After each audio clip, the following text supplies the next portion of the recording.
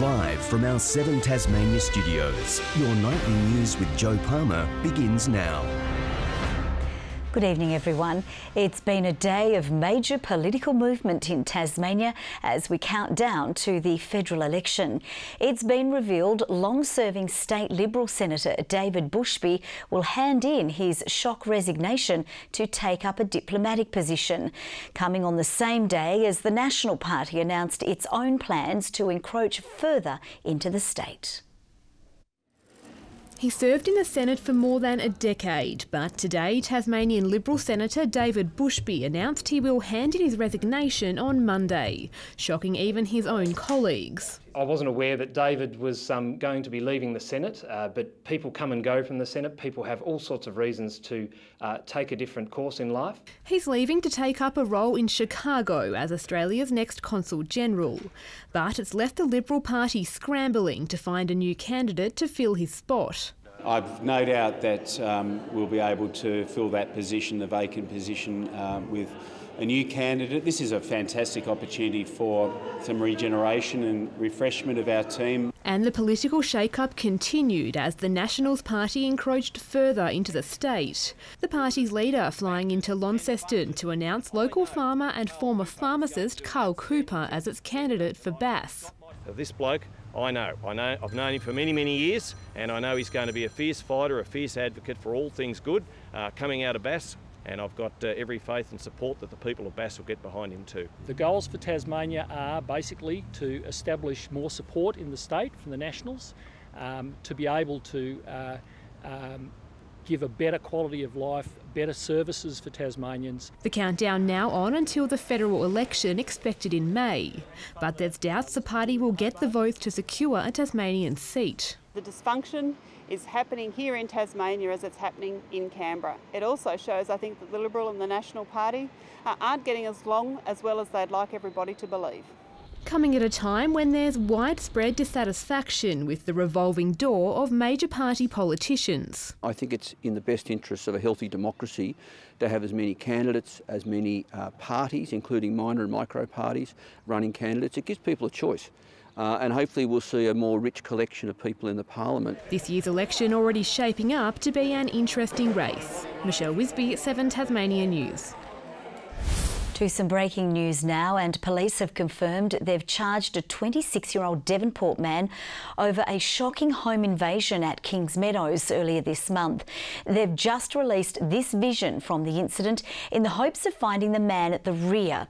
They're also seeking information over this 1998 faded red Toyota Corolla. Police allege a 23-year-old woman was assaulted and threatened at the K Street address last Wednesday.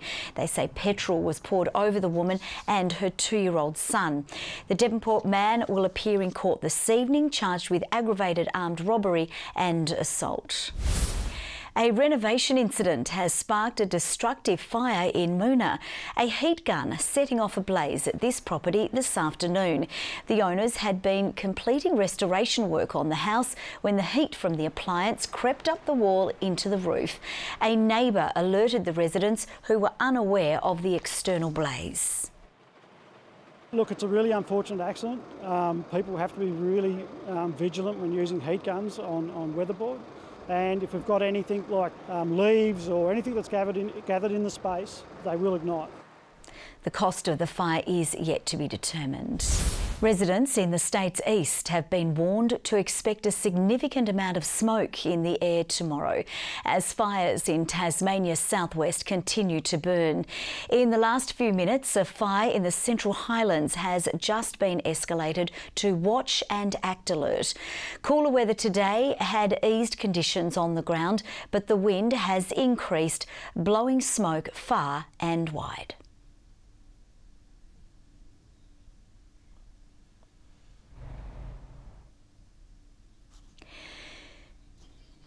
More interstate crews are expected to fly into Tasmania over the next few days to support the firefighting effort.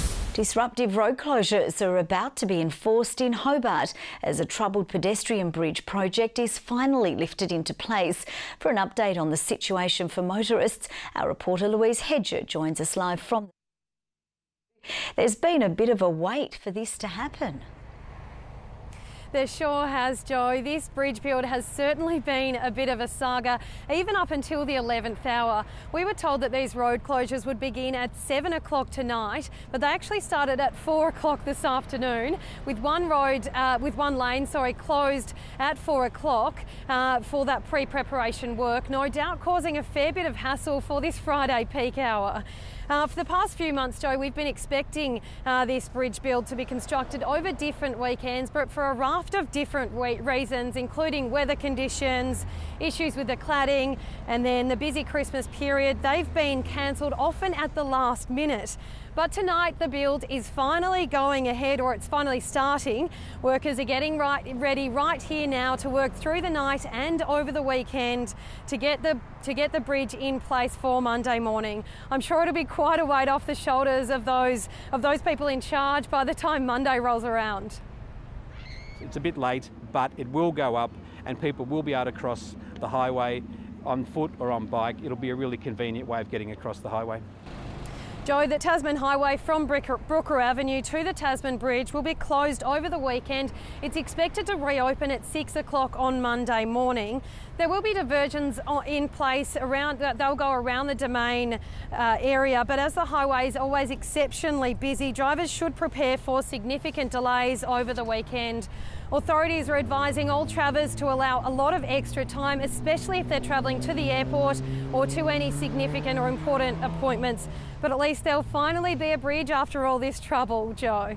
And it will be magnificent when it happens. Thanks so much for that, Lou. Louise Hedger joining us there from the Domain. Police have charged a Launceston man in relation to 2 armed robberies committed at an Invermain news agency and Pizza Hut Mowbray last Saturday. The 37-year-old was also charged with assault in relation to the incidents. He's been detained to appear at an after-hours court hearing this evening. Tasmania Police thanking the public for their assistance. The weird, wacky and wonderful have descended on the state's second largest city as it gears up for a big weekend of FOMA. Launceston's airport was injected with colour as more than 100 competition winners arrived on the first ever Air Mofo flight. Air Mofo's inaugural flight landing and its pumped passengers were certainly an entertaining sight. The Air Mofo are the pointy edge of a wedge of visitors that are coming into Launceston this weekend for FOMA.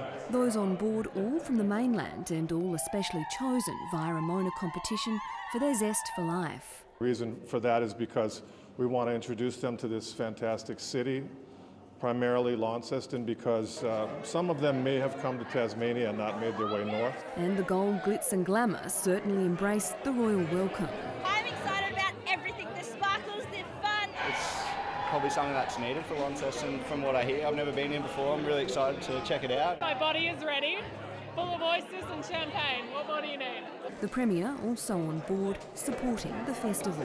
This is not only about supporting our economy, because all that generates more jobs and local activity in our economy, but it's also about giving Tasmanians some of the rarest experiences and some of the excitement that comes with these events that are internationally renowned. One of the experiences, the work by Hobart artist Lou Comboy, representing the battle women sometimes feel in society.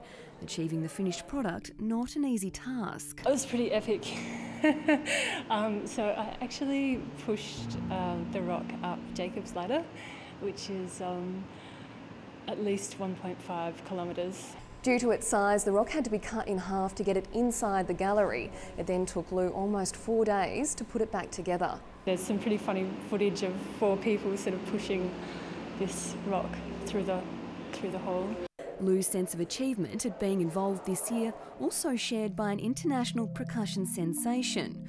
With her unique marimba sounds, musician Kaneko Kato is proud to be able to use her talent to communicate with the audience. Music is really wonderful things. The people, audience, and then I can communicate through instruments. Mona FOMA for 2019 will wrap up late on Sunday night. Jessie Gilmore, 7 Tasmania News. Local scientists are setting off on an Antarctic voyage trying to uncover new details about blue whales. One particular interest, the creature's waste, and how that feeds into the cycle of life in the icy waters. Last-minute preparations before tomorrow's departure to the icy south. These scientists are bringing provisions onto the RV Investigator, set to study the mysterious blue whale. And we're looking at the interaction between the blue whales and the krill, and if they're targeting particular forms of krill. One focus of their studies, how the whale's waste act as a fertiliser for the ocean, feeding into the cycle of life. And it's a really amazing cycle because the whales need krill to eat. The krill need algae. The algae are feeding on the iron and the nutrients that have been pooed out by the whales and that's available naturally in the environment. The data collected aim to uncover more details about the endangered species. And hopefully, if we do the right thing and we manage and conserve whale species and we manage and conserve krill stocks, whale numbers are going to recover and hopefully productivity will increase again as well. The researchers using drone technology to capture the data. So we have drone teams on board, and we can hopefully use the drones to close the distance to the blue whales. Obviously we don't want to disturb these whales. If we can leave them alone, we will. We will stand off on the ship and then the drones will do the work. The vessels set sail at 8 o'clock tomorrow morning. Louise Hedger, 7 Tasmania News. Local businesses are getting new opportunities to show off their wares at one of our biggest visitor draw cards. Authorities are offering 4-week spots for traders to set up stalls at the Salamanca Markets as a trial period. Aboriginal food business Palawa Kalpi came up with the idea and trialled it successfully last year. They get a 4-week period at the market, 4 Saturdays, to come down, test their product, build their brand, and show their innovation. But it had always been my dream to get that spot in the market because I think it's the best place to not only get locals but to also get tourists and international people learning about Aboriginal culture. Businesses can apply by visiting the Salamanca Market Innovator website. Organisers of Tasmania's Chinese New Year Festival are gearing up for what's set to be its biggest event yet. Celebrations will include a 50-drum routine, lion and dragon dance, a food area and a dedicated children's area called the Panda Zone. Organising more and more activities, more stores, more fun, and it'll be great fun for the family. Kicking off the Year of the Pig will be held on February the 3rd. Richie Port will need a late charge to reclaim his crown in the Tour Down Under. He's now 21 seconds behind leader Patrick Bevan after stage 4, but his pet climb at Wollonga Hill is still to come. It sounds ominous, but today's corkscrew climb was more about making it to the end for Richie Port than making it to the front, according to the Tour's only other Tasmanian, Will Clark. I don't think you can really win the Tour on corkscrew, but you can definitely lose it because of it's kind of a bit tricky coming into the corkscrew with the descent. Even with that in mind, Clark wanted to be the first to take on the challenge, leading Trek Segafredo at the front of the peloton. Today's stage through the Adelaide Hills had refreshing rain after days of sweltering heat. But this is the most dangerous moment, Jens, when the road is half-half, just a little bit wet and now getting pretty shiny. But there would be no tragic slip-up for Port like the ones he had in France. Still, he played hardball. And Richie Port's got that determined look on his face. It was a clash of the climbers up the corkscrew, even scarier flying down the other side. Richie Port, he just wants to stay safe down here. Be better off to follow the lines of a good descender. And it was nearly another disaster. Oh, but Woods almost pushed Richie Port out of it there. But he stayed in the picture to finish stage 4. He's now 21 seconds behind the ochre jersey holder Patrick Bevan. Will Clark trails by more than 18 minutes. Back home, you'd better look out and look up for one of the state's best soccer prospects. Declan Zazadny is heading to Victoria on a prestigious sports scholarship, where he'll work alongside the high-performance team from Football Federation Australia. The 6'3" striker is only 14, but he already trains alongside Launceston City's senior squad. Once you go back to your age group, it just really shows and it shines that you've been playing with older competition. He dreams of swapping into the colours of a big European club one day, following in the footsteps of his heroes. Ronaldo and the Messis. I guess you could say I've taken inspiration, but my style of game is pretty different from everyone else. His junior coach, Peter Lanham, says Zazadny is the best young prospect he's ever seen. Coupled with his leadership qualities, Lanham believes he's in the laneway to the A-League.